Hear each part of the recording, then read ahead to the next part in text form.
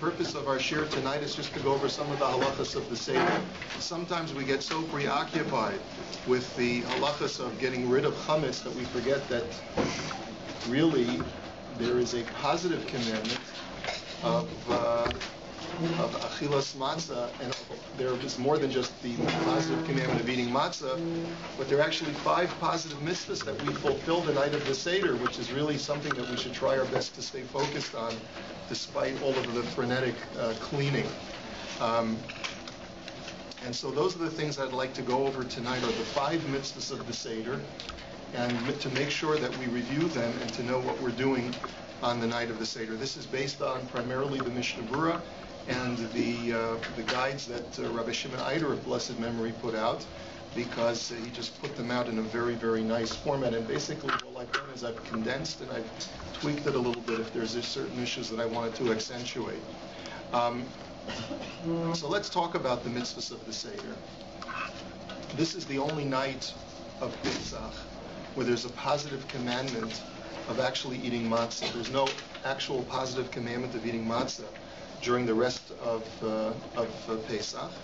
The only requirement is that in order to have a suda, you have to have lechem.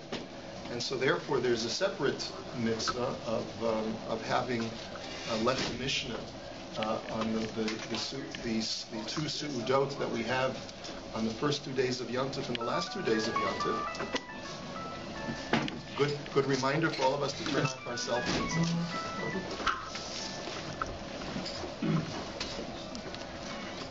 So let's talk about the 5 mitzvahs. The first 2 mitzvahs deoraisa, which means that they are biblically mandated commandments. Obviously, you know that the only time you can have a biblical commandment on the night of the Seder is on the first night of Pesach. The second night of Pesach is a derabanan, because it's really deoraisa, it's chol hamoed, but you're fulfilling a Torah commandment on the night that the rabbi said should be treated like a Yom Tov. Okay? So this applies both nights of Pesach. The 2 that are from the Torah are eating matzah and Sipor Yetzias Mitzrayim, relating the Exodus. That in itself is a separate mitzvah deoraisa. We have some extra chairs right here. I'm sorry, we're filling up. We have 3 mitzvahs derabanan, the night of the Seder, the 4 cups of wine, the eating of moror, and reciting Hallel.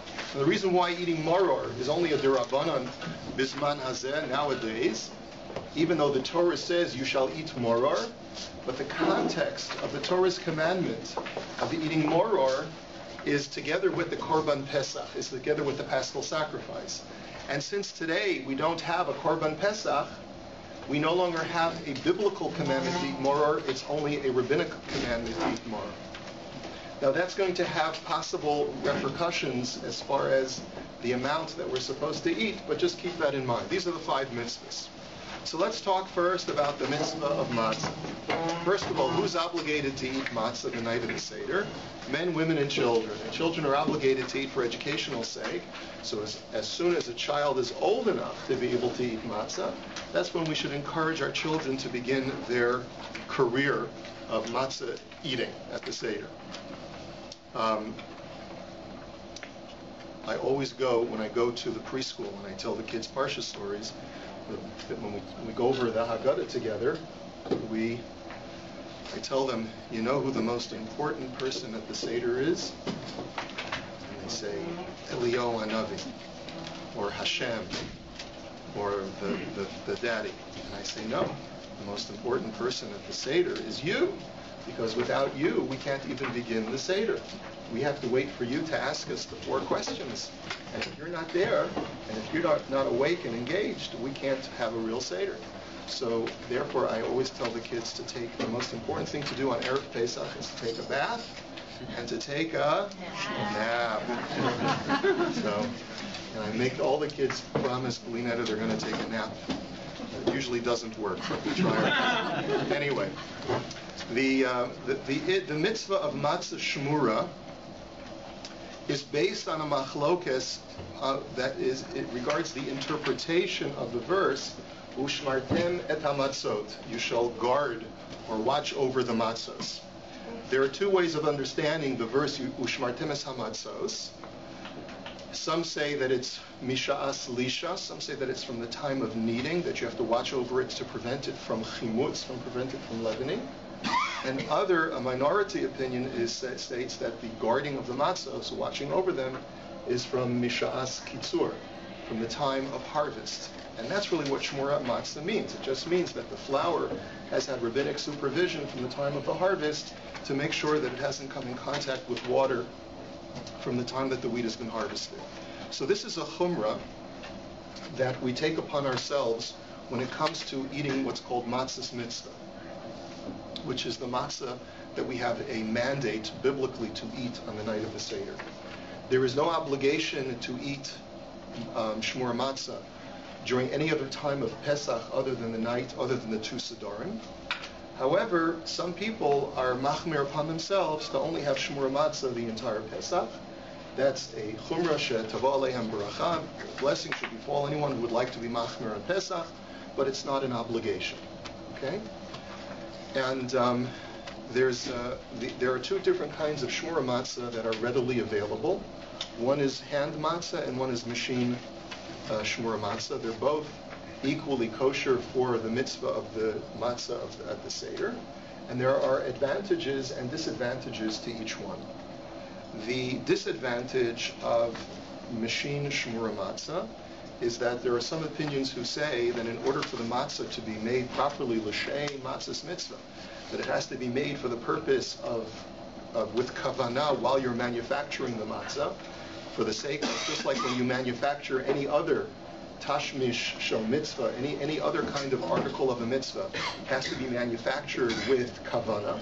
Just like when, for example, when we manufacture a pair of tzitzis, and we thread the tzitzis in the corners of the garment, it has to be done with kavanah. So too, the manufacturing of the matzah, which is the article of our mitzvah, the night of the Seder, has to be manufactured with kavanah. And that's why there are some authorities who say that because the machine is an integral part of the manufacture, and by definition a machine can't have kavanah, therefore there is a deficiency in the proper kavanah when you use machine shmur matzah. And that's why some people feel that one should only use handmade shmur matzah. That's the advantage of using handmade shmur matzah. But there's also an advantage to using machine shmur matzah because there's a greater assuredness of the consistency of the product. And therefore, there are some people who have suggested that there's a greater likelihood that the matzah will be totally kosher l'Pesach without any chashash, without any fear that there'll be pockets of dough or pockets of flour that have not been baked properly or have not been mixed properly with water. Either way, you're really okay, and a person should go according to whatever their custom is. It seems to be that the prevalent and predominant custom is to use handmade shmur matzah. That's why there's such a big industry in it, for the reasons that I mentioned. Now, how much matzah does a person have to eat over the course of the night of the Seder? It's very important to remember that there is absolutely no difference between the mitzvah obligations between men and women regarding the mitzvahs that we need to perform the night of the Seder. And I'll be reviewing that a few times over the course of our discussion tonight. The Torah requires us to eat one kezayis of matzah in order for us to fulfill our obligation of achilas matzah, of eating matzah the night of the Seder. However, that obviously translates into multiple kezesim because there are different types of rabbinic eatings of matzah that we do at the night of the Seder as well. So first of all, the question is, how much is a kezayis? And without going into all of the volume measurements of the kezayis, what seems to be the consensus of the poskim of modern days is that for a Torah obligation of the kezayis, there's a principle that's brought down in the latter poskim who say that for biblical mitzvah commandments, we have to double the shear of kezayis out of a fear that our olives, the word kezayis means the size of an olive, that there's a fear that the olives in the times of the Torah were actually much larger than our olives are today, and therefore we have to double the shear of kezayis out of that concern, and therefore the mitzvah of achilas matzah We're going to be eating matzah 3 times over the course of the Seder. The first time we're going to be eating matzah is for achilas matzah after we make hamotzi, at the beginning of Shulchan Aruch. The second time we're going to be eating matzah is for the Hillel sandwich, which is clearly only a rabbinic mitzvah. And the third time we're going to be eating matzah is for the afikomen.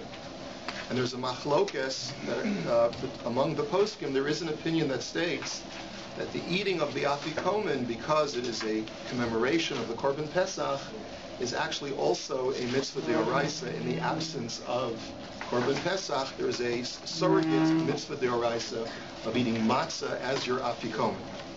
So I have 3 matzah eatings. So I have to have 3 kazesim of matzah, the night of the Seder. 2 of those kazesim have to use the biblical measurement of a double kazayas. And the one eating of the matzah and morah sandwich is only a rabbinical mitzvah, so it has the standard kazayas shear. A kazayas for a hand matzah, for a rabbinic standard kazayas, is approximately a quarter of a shmura matzah. And the double shear of the kazayas is approximately a half of a shmura matzah. So let's just review. You've got, and this, by the way, this is not a lot when you think about it. It's not a lot, even though it may sound like a lot when you first read it. But over the course of the night of the Seder, you have to have 1 1/4 handmade matzahs for each person. And this is quite important, because sometimes people don't purchase enough shmura matzah to be able to cover every person at the Seder. Now, obviously, if cost is a concern, and I know that shmura matzah is quite expensive, there are 2 alternatives. One is to buy the machine shmura matzah to make sure that you have enough for all your guests, because I believe that the machine shmura is much less expensive. And the other alternative is that if you really can't afford it, then you can use the regular matzah. If there's simply price is just, it makes it prohibitive for you to be able to provide 1 1/4 shmura matzahs for every member of your Seder. But this is the way the mitzvah is supposed to be performed. Every person should have 1 1/4 handmade shmura matzahs, so that you can fulfill the 3 eatings of matzah. So basically, for motzi matzah, every person has half of a shmura matzah. For the Hillel sandwich, every person has to have 1/4 of a matzah together with his morah. And for the afikomen, every person has to have another half of a shmura matzah. And obviously, this obligates every individual to make sure that they don't overeat during the meal, because you need to be able to eat the afikomen. It's supposed to be eaten al hasova, when you're sated, but not when you're stuffed. If you eat the afikomen when you're stuffed, then that's what's called achila gasa. That's what's called morbid or disgusting eating. And you're not even yotzei the mitzvah of achila. If you eat it, then you have to literally stuff it down your throat. So I advise you to save some money on the beautiful-looking kosher Pesach cakes, and have some nice kompot instead, and then have a, for all that matzah. Obviously, you know what I'm talking about, and then save room for the half matzah at the end of the Seder. I feel terrible that you're standing there. We do have some extra chairs over here and in the back, so please feel free. I wouldn't want you to have to stand the whole time.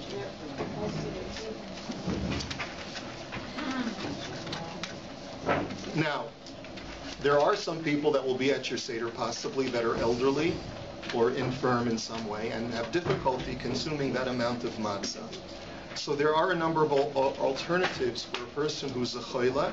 Even if a person who's a chola ketzas, even if a person is even slightly ill, or they have problems with digestion and so forth. So a person is certainly welcome to contact me privately if you have specific issues that you'd like to discuss. I know that there are a lot of issues that people have, gluten, digestive problems and things like that.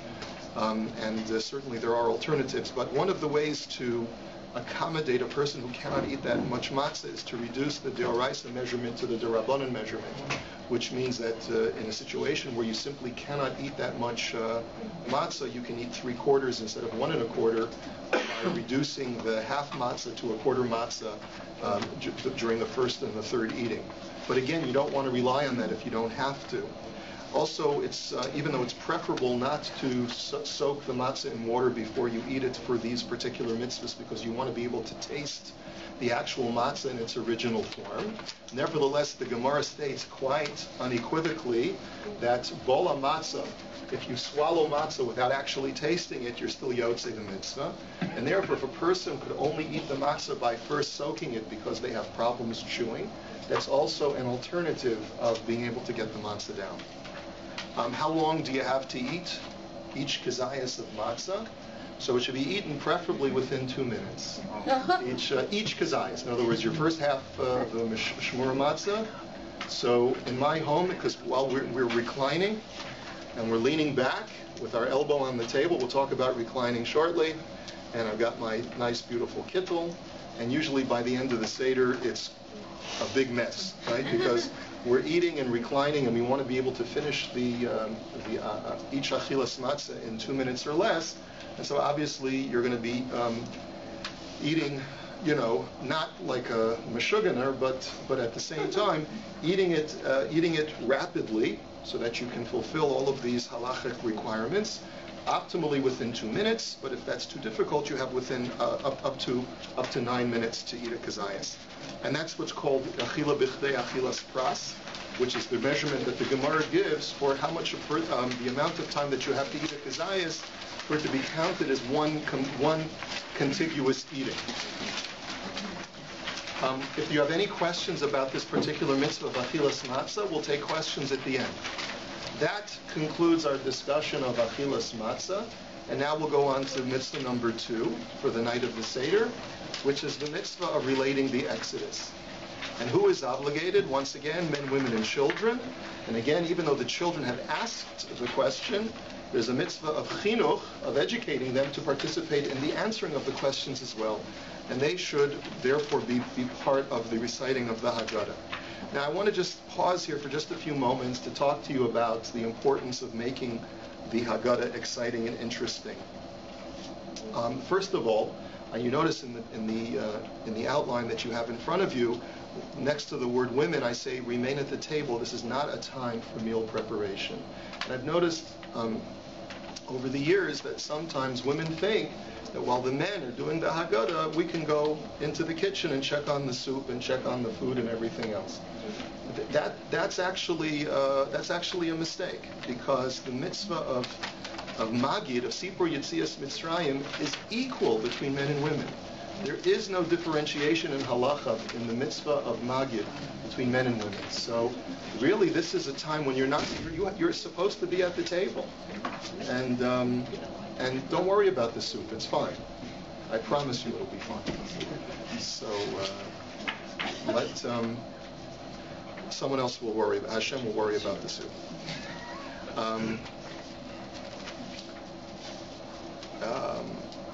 In order to be able to properly answer your children, they have to be present at the Seder. So it's not that they can ask the questions and say, oh, that was so cute, now go and play. They have to be part of the engaged process of relating the Exodus to them.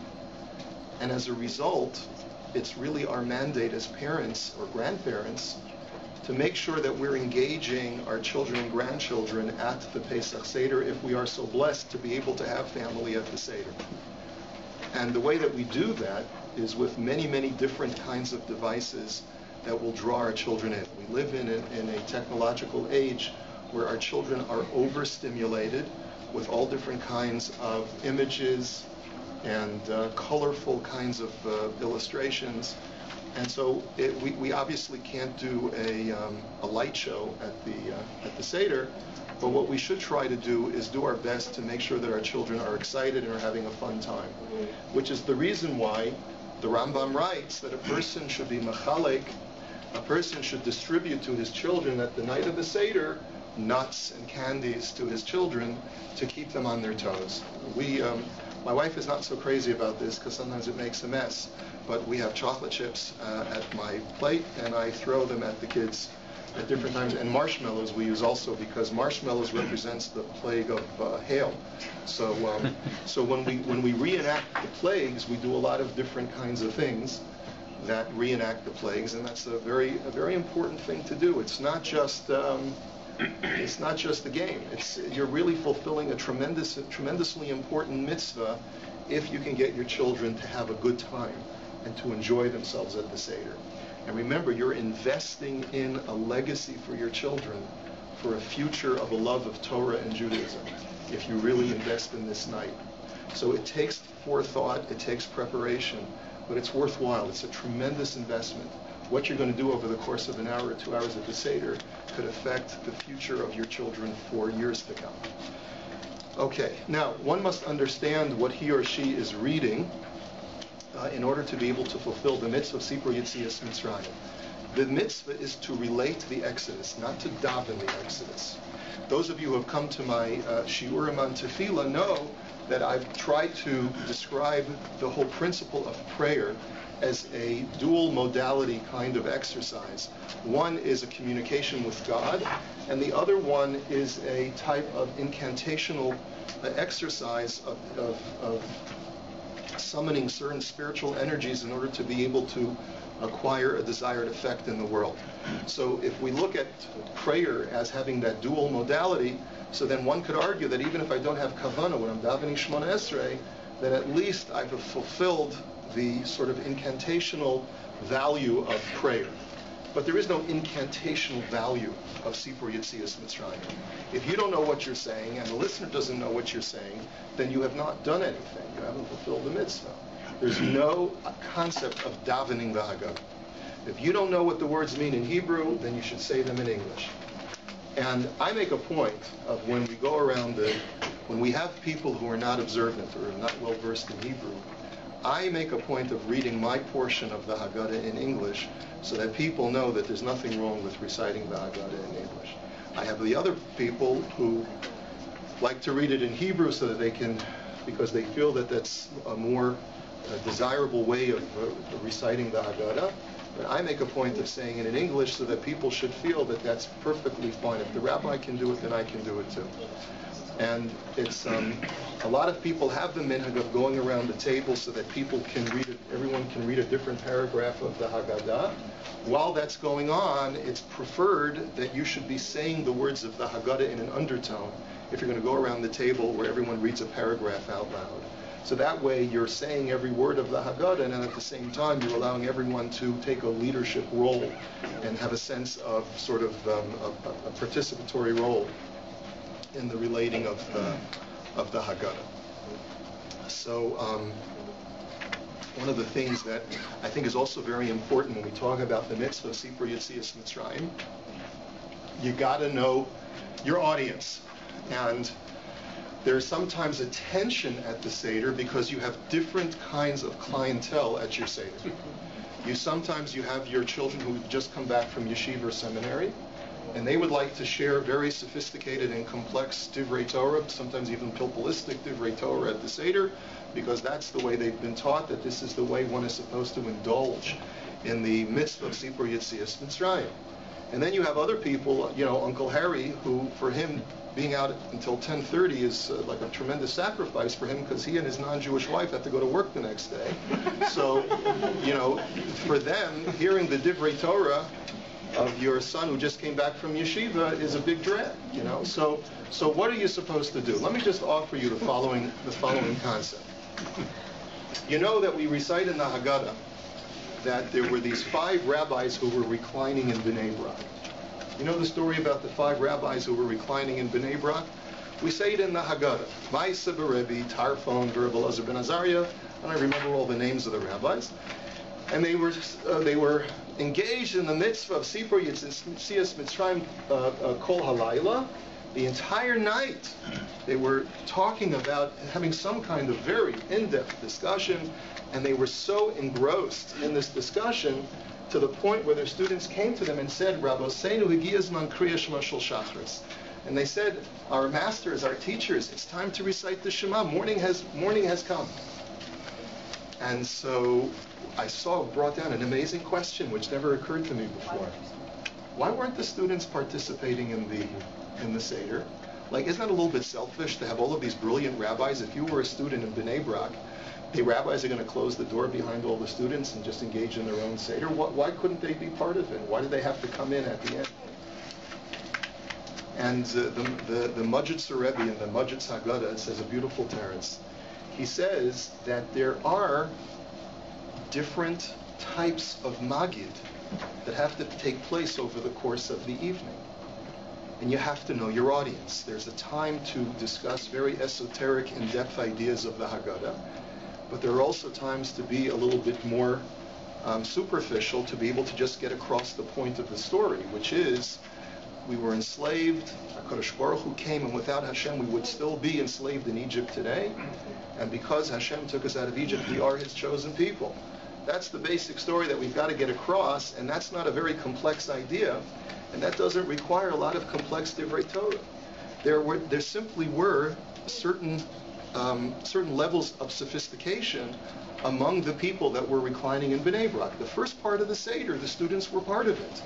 And then the 5 rabbis realized that they had to go into the mystical realm, which was well beyond the level of understanding of the students. And they told the students, okay, you were Yotzei the Haggadah, now it's time. We said Hallel, we said Nirtza, we said Chagadja, and you boys can go to bed now. We finished, but now it's time, we're going to be continuing on our level.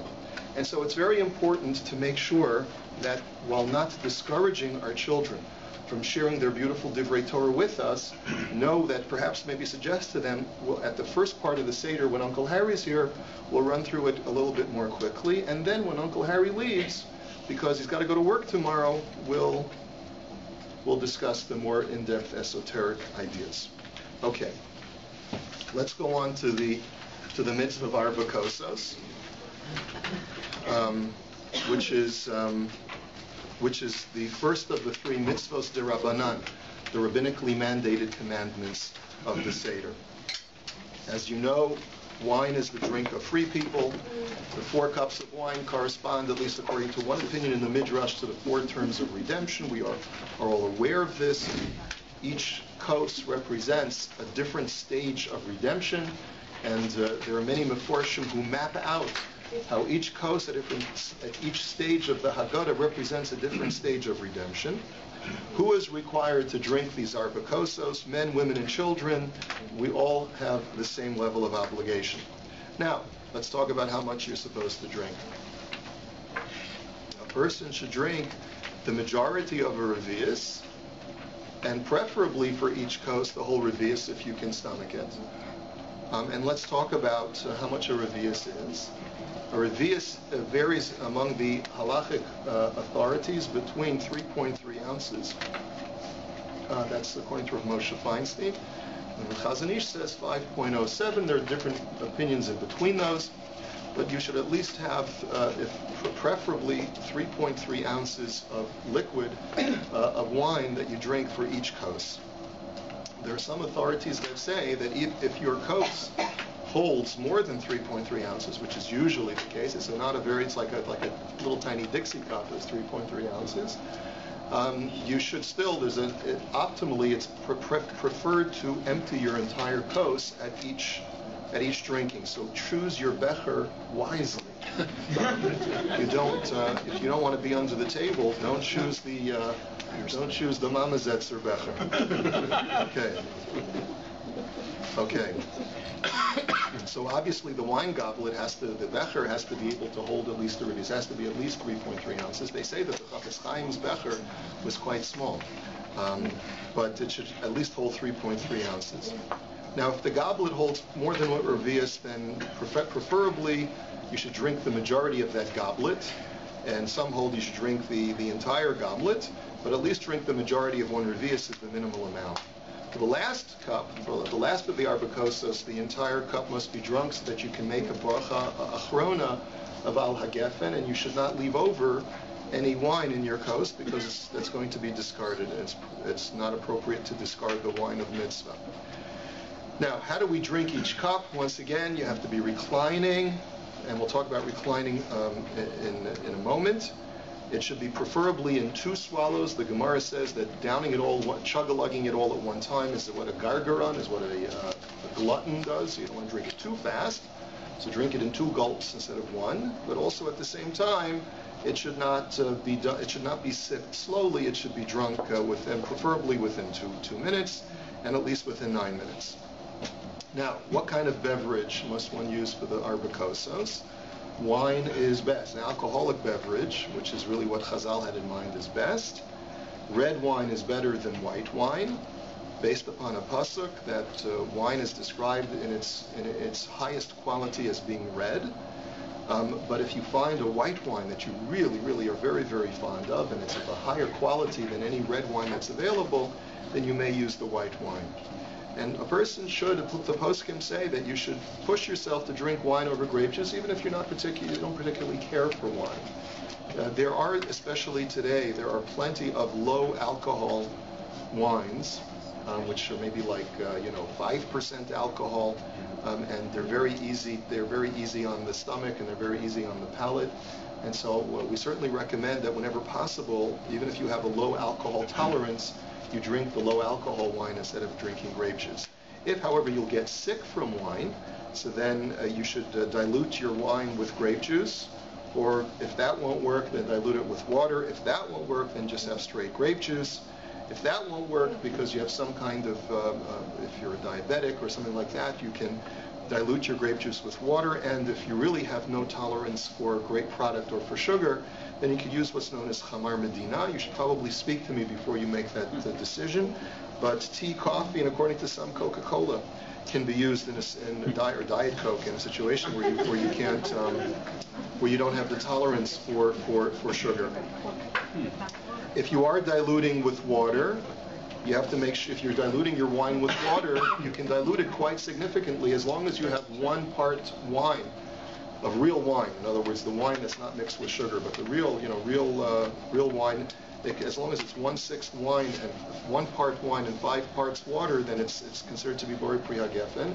Dilute it any more than that, it's not considered to be wine anymore. There's a minhag that other people should pour for each other, and at least that holds true for the person leading the Seder, that someone else should pour for him. The reason is because that's the sign of chayrus, that's the sign of freedom and royalty, that someone else should be the wine pourer for you. So what we do is we all pour for each other at the Seder, and that way we fulfill that tradition. The second rabbinic commandment is the mitzvah of eating moror, which we're going to do twice over the course of the Seder. The purpose of the moror is to remember, of course, our embittered lives. They enslaved us and they made our lives bitter. And the definition of moror, as you know, can be defined in a number of different ways.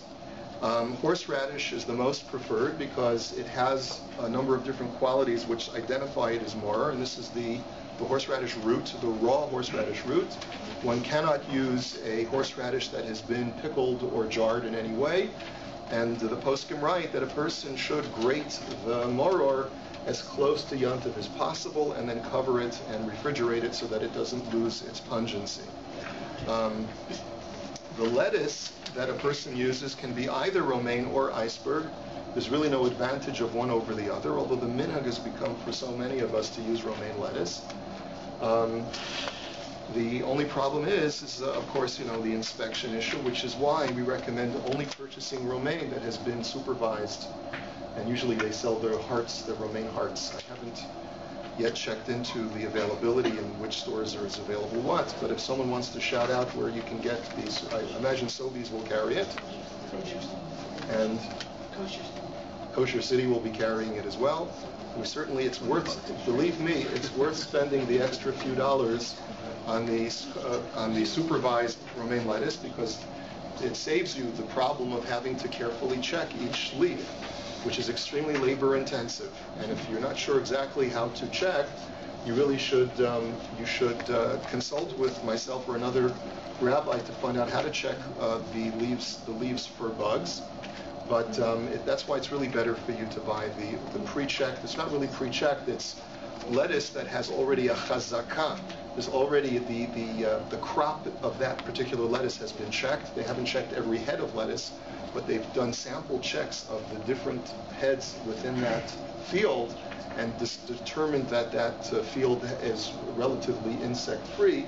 So therefore, you still have an obligation to wash every leaf and to make sure to do a cursory visual inspection, but you don't have to do a more intensive visual inspection when you buy the already prepackaged and pre-certified romaine lettuce.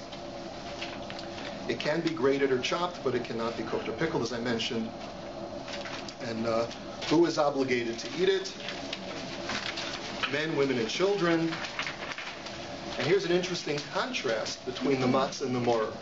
Whereas by matzah, a person fulfills his mitzvah of eating matzah even if they don't taste the flavor of matzah. The Gemara says that doesn't hold true by moror. That you have to actually taste the moror. You can't take it in capsule form. It has to actually, you have to experience the bitterness through your taste buds in order to fulfill the mitzvah properly. And again, eating the kazayas within 9 minutes.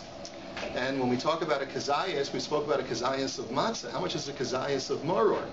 So it depends. If you're using the grated horseradish, which you're going to grate yourself, so then take a shot glass and fill it to the top, a heaping shot glass, and that's the amount of moror you have to have. That's the minimum amount of moror that you have to eat in order to fulfill the mitzvah.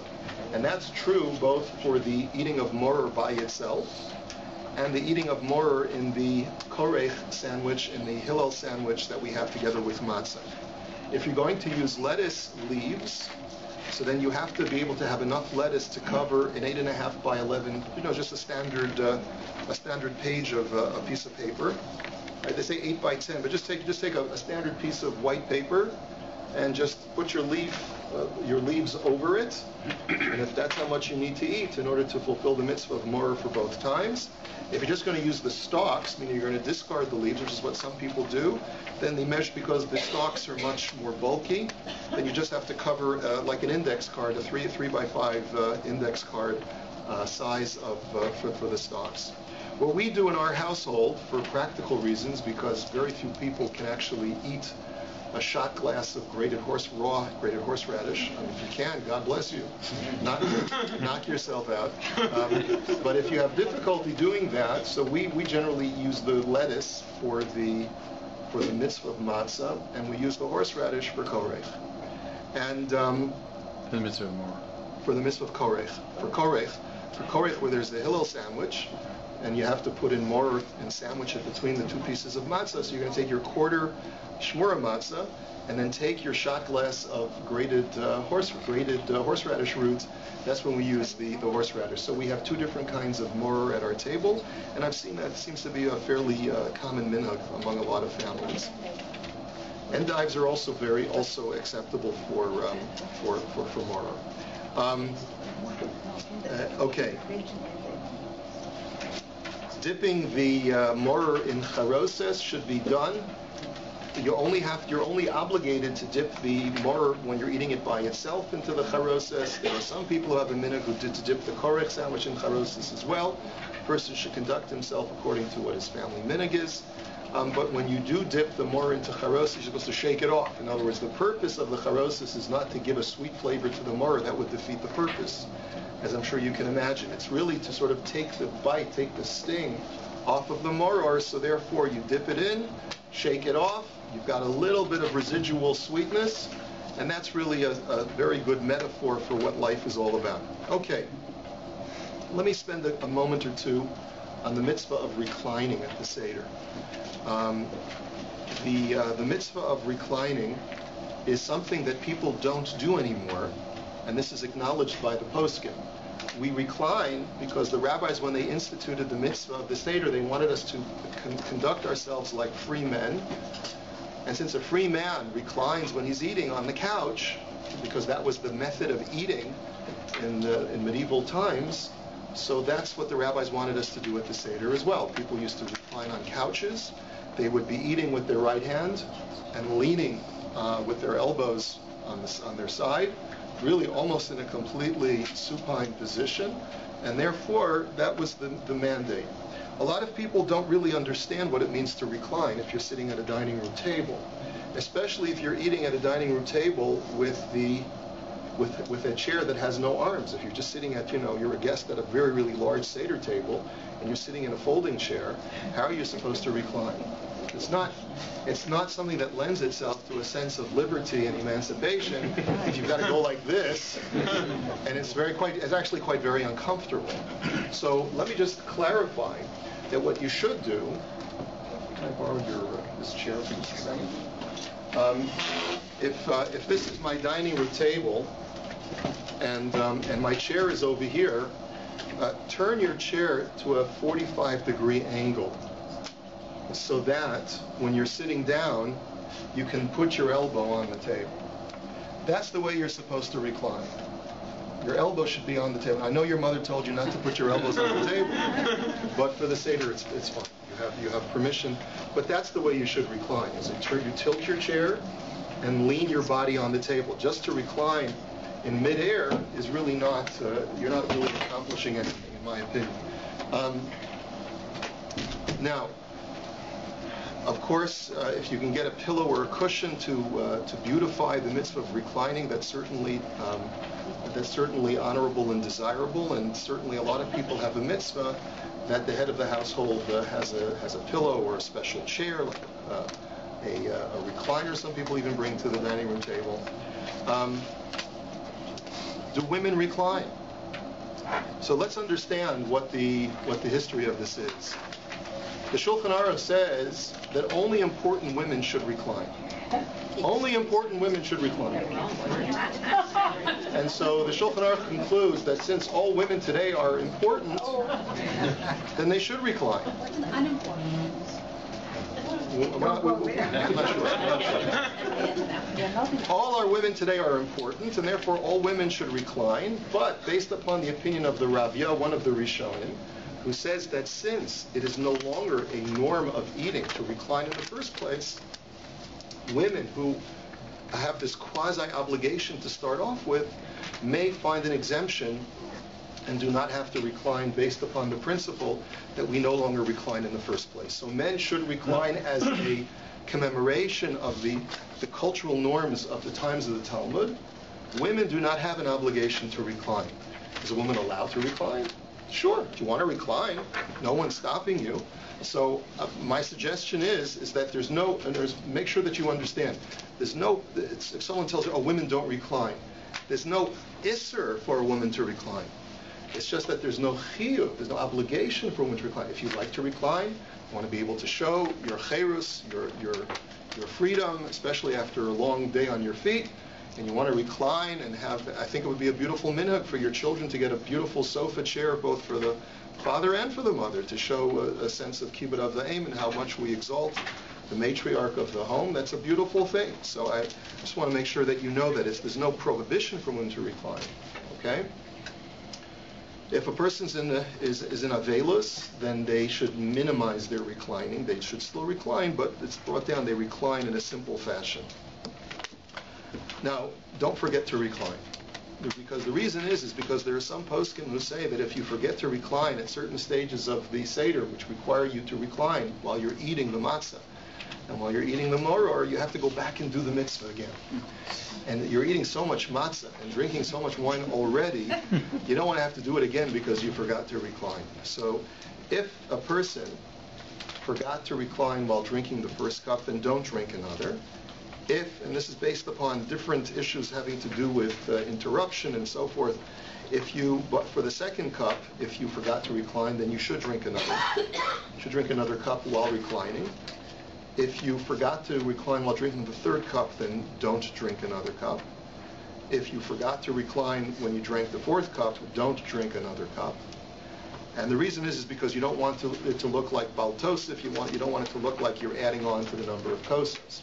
However, for motzi matzah, since there's no issue of bal tosef, you can eat as much matzah as you like.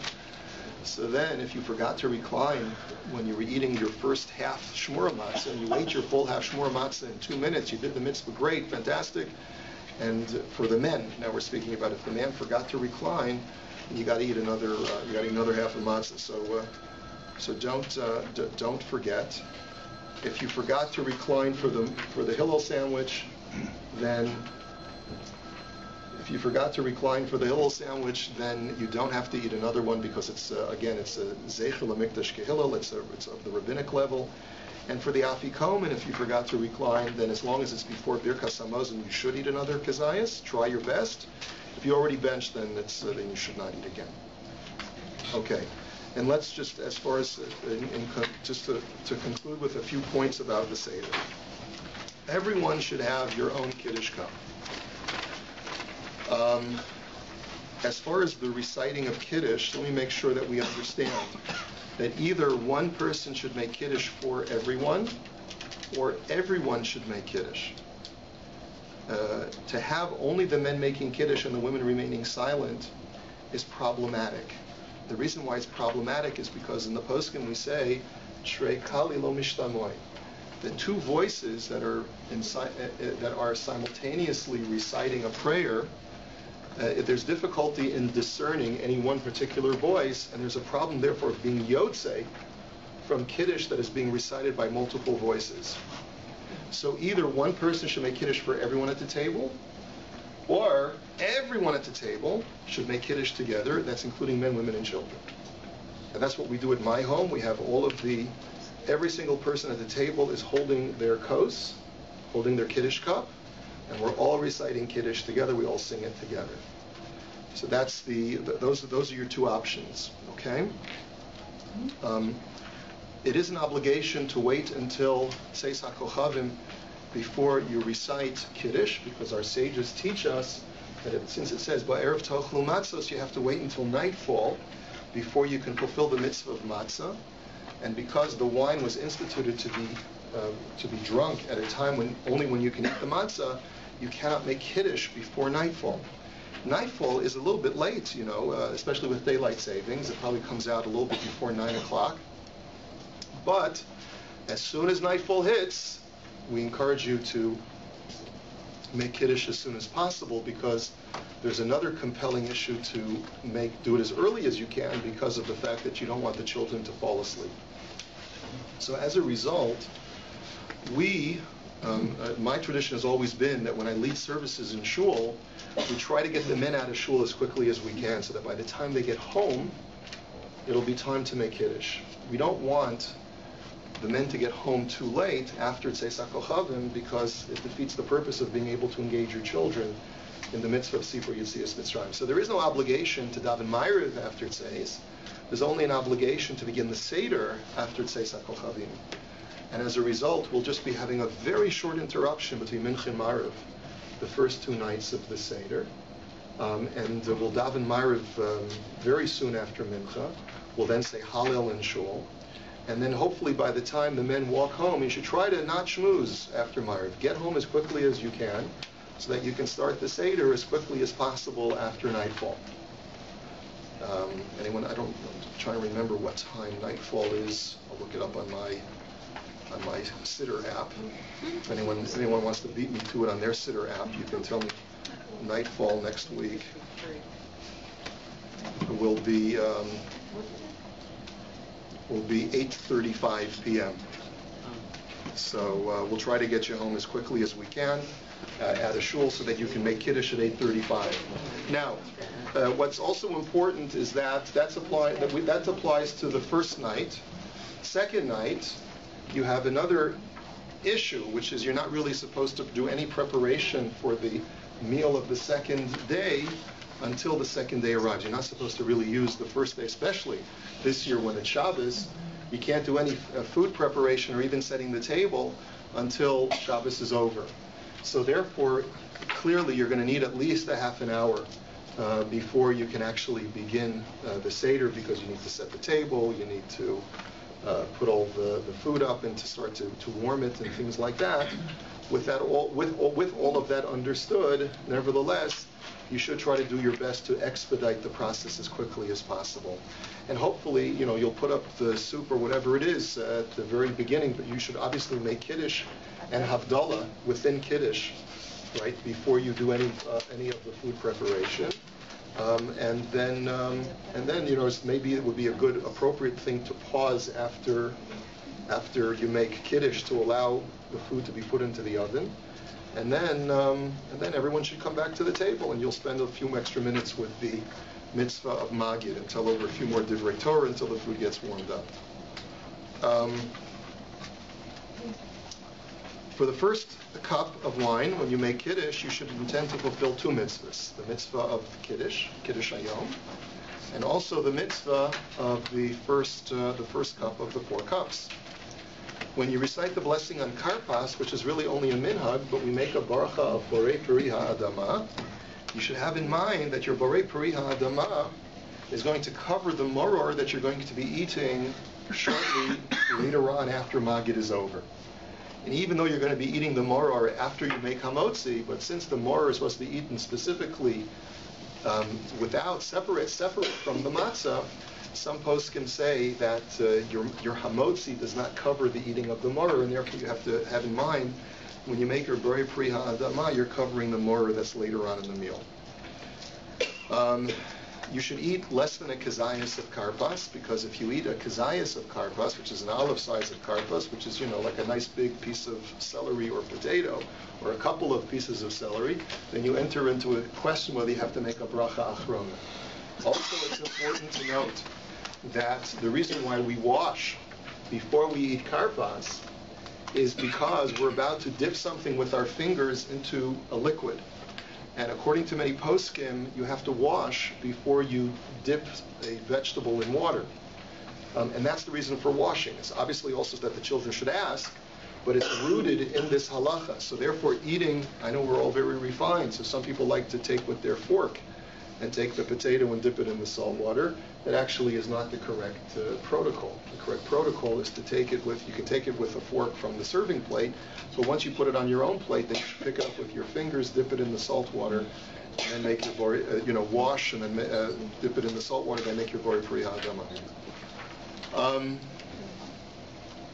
You have to ask manishtana, even if there are no children, that if you're empty nesters, you still have to ask the manishtana. The wife should ask it for the husband asks it for the wife, one should ask for the other. Another important halacha is that one should not speak once you've made hamotzi. You should not engage in any superfluous or unnecessary speech from the time that you make hamotzi until after you eat korech, because you have a lot of mitzvahs that you've got to do, and there should be no interruption, because this is all considered to be part of one process of eating all of these different things involved with the mitzvah of motzi matzah. Save room for the afikomen, as we mentioned. There's a typo in I.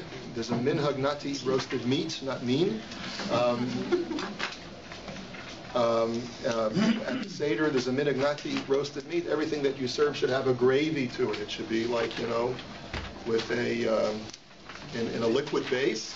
And the reason for that is because you don't want to give the impression that you're eating a paschal lamb outside the temple. And that's true even with turkey and poultry, even though people would argue, it's a good argument you could make, since when is the Korban Pesach a turkey, right? But nevertheless, that's become the standard minhag, is that even if it's not the right species of animal, it's not even the right it's not even a mammal at all, it's a bird, nevertheless the minhag is not to roast. And after the Seder, because since it's considered to be praiseworthy, the more that you engage in the discussion of this mitzvah, the more praiseworthy a person is, because he demonstrates this tremendous love for being a Jew.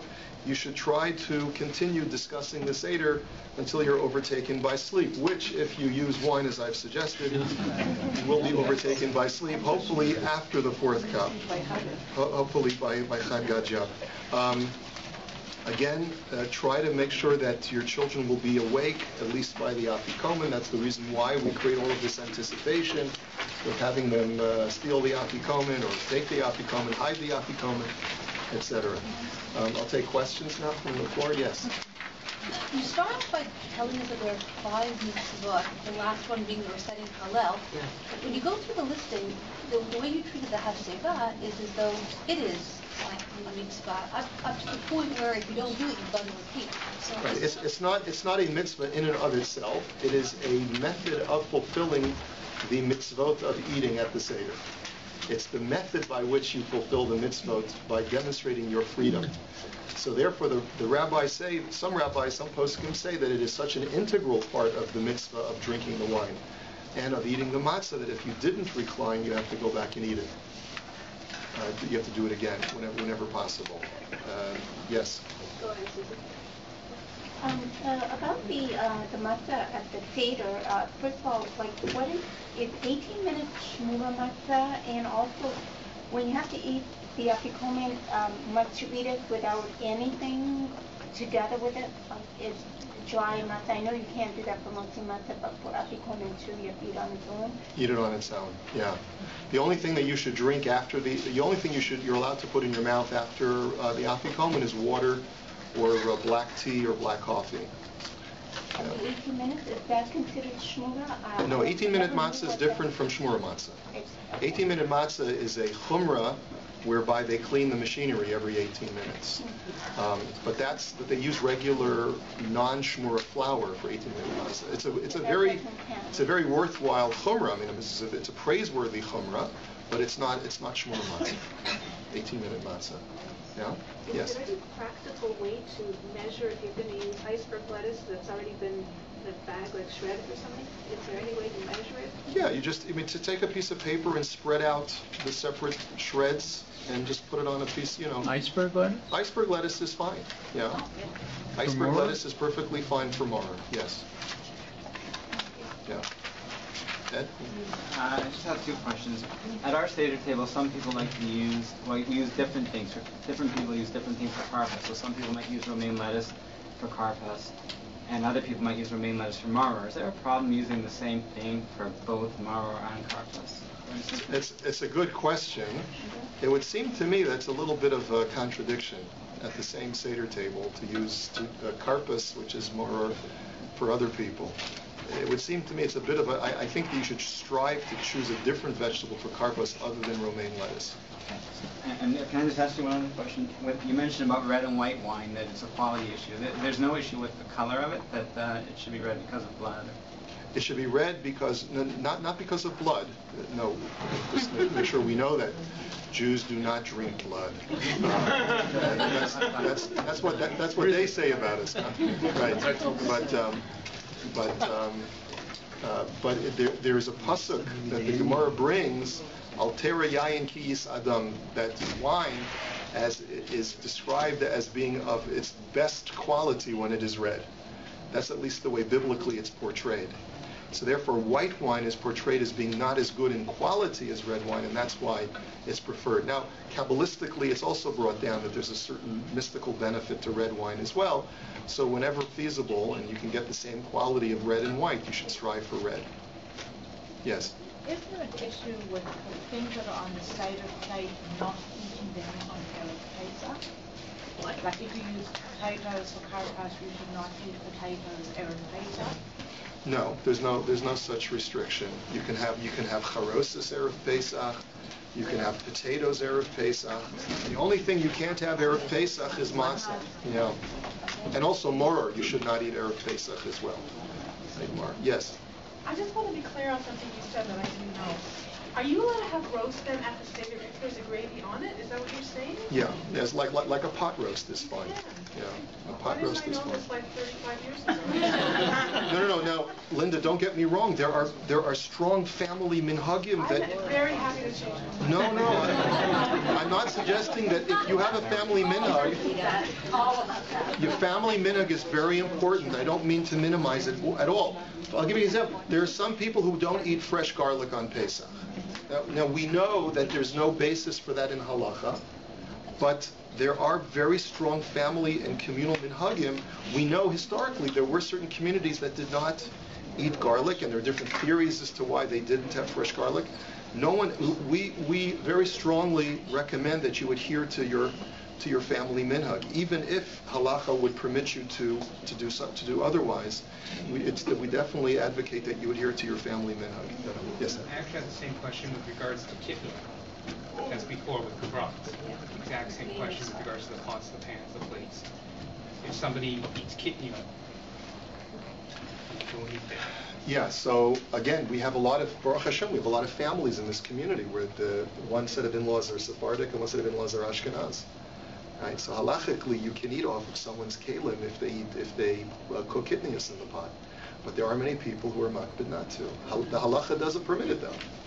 But again, there are some people who, I'm not here to sell you on what you can do on Pesach. If you feel uncomfortable, then if it's not your minhag, then but you should know that halachically it is permitted. Yes. I would like to clarify the kiddush issue. The kidneys? The kiddush. The kiddush, sorry. Yeah. You said that only one person should do it and all people should do it. That is correct. In our house, often we have a few families. Right. And either the one person does it, or each head of the family does it for his own family.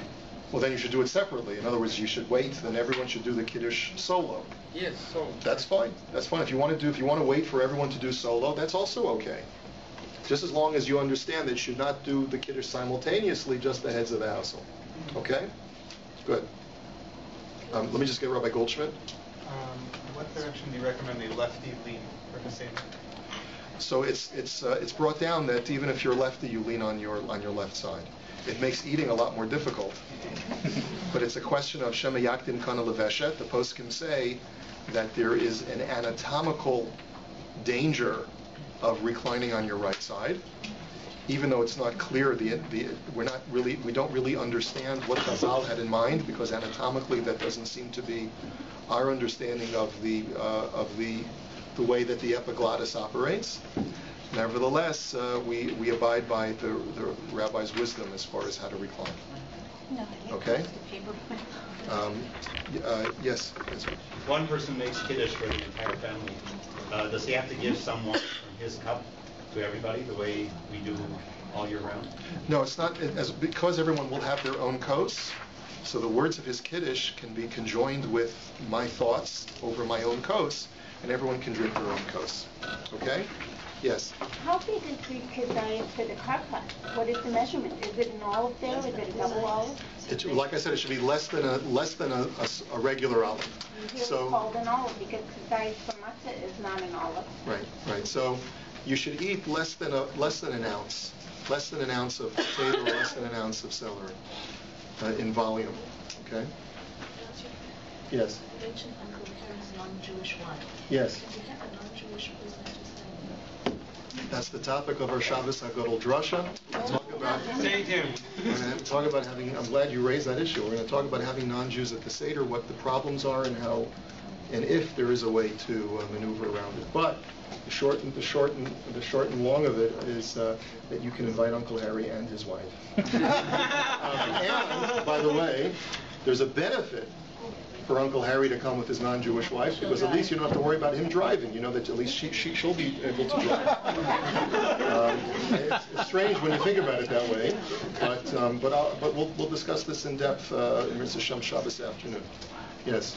Is it necessary to say every single part of the Magid section if you wanted to, let's say, focus on certain things so you could bring in extra things to be interesting? Yes. Is it an obligation? Yes. Both nice? It is necessary, both nice to recite the entire Magid, but obviously you can choose to dwell on certain sections and move more quickly through other sections. And that's what we certainly recommend if you have young children at the table. So when did Magid get written? Like when were the rabbis, the Rabboteinu, were they reading the same text that we're reading? In all likelihood, it was not the same text. There are certain requirements that are identified by the Gemara that have to be discussed in the Haggadah. But the Haggadah was not formalized until sometime in the Gaonic period, which was post-Talmudic, sometime in the 9th and 10th centuries. We imagine is when it became more and more crystallized. So that by the time of the Rambam in the 12th century, he pretty much had almost an identical Haggadah to what we have today. And yet it's still an obligation, even though it was an evolving thing, to say everything. Yes, just like other aspects of our liturgy. which have evolved over the centuries, but now that they've been crystallized, you have to say the whole thing. Yes? Eggs, do they have to be purchased before the Chag? Eggs and milk should be purchased before the Chag. So yes. no purchasing during it all? Right, you should not purchase, unless you purchase it from a store where you know, the store tells you that these, like a Hamish store, where they tell you the eggs were laid before Pesach. Yes? Handle washing dishes. Yeah, on Shabbos. Friday night, you like your nice china or whatever, you can't wash with hot water, correct? You cannot wash with hot water on Shabbos. So how do you recommend? How do you know this is Wash with cold water. acceptable? That's the way. You're not going to tell us we should wash. No, you use you can clean plates with cold water and soap. It can be done. Believe me, I've been doing it for years. Yeah. Okay, everyone. Have a Chag Kasher v'Sameach. Thank you all for coming.